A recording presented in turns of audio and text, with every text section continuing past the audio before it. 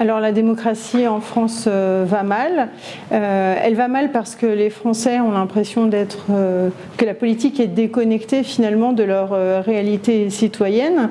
Et quelque part, il y a un effritement du modèle français. Le modèle français, c'est ce qu'on appelle l'aspiration sociétale à la paix, au partage des richesses et au partage des prises de décision, à une certaine forme d'excellence sociale aussi, qui comprend une solidarité et puis une écoute aussi de chacun des citoyens pour faire société ensemble.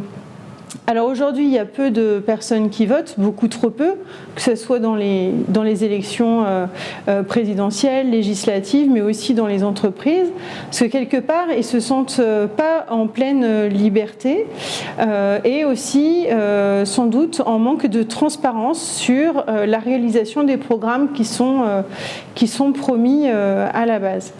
Ils souhaitent sans doute avoir davantage de participation au processus démocratique, être interrogés tout au long des mandats et puis avoir des programmes qui leur semblent pas trop déconnectés de leur réalité. La crise de la démocratie, c'est un constat que tout le monde fait aujourd'hui. La crise de la démocratie, ça veut dire qu'il y a un doute sur le type de société qu'on a envie de construire ensemble. Et cette crise, ce doute, on le retrouve au niveau institutionnel, on voit bien avec la dissolution, il se passe quelque chose. On le voit avec aussi la faiblesse de la participation, on a des élus qui sont de plus en plus mal élus. Ça pose une crise de représentation aussi, avec le fait que si le RN est arrivé premier parti aux élections européennes, avec 32%, il y a quand même eu 50% presque d'abstention, et donc le RN a été élu par 32% de la moitié des Français qui devaient voter. Ça fait quand même beaucoup de problèmes pour savoir comment on peut construire une société de l'émancipation avec plus de justice sociale pour l'avenir. Donc à la fin, cette crise de la démocratie française, elle donne une culture de la démocratie qui s'évalue, par exemple.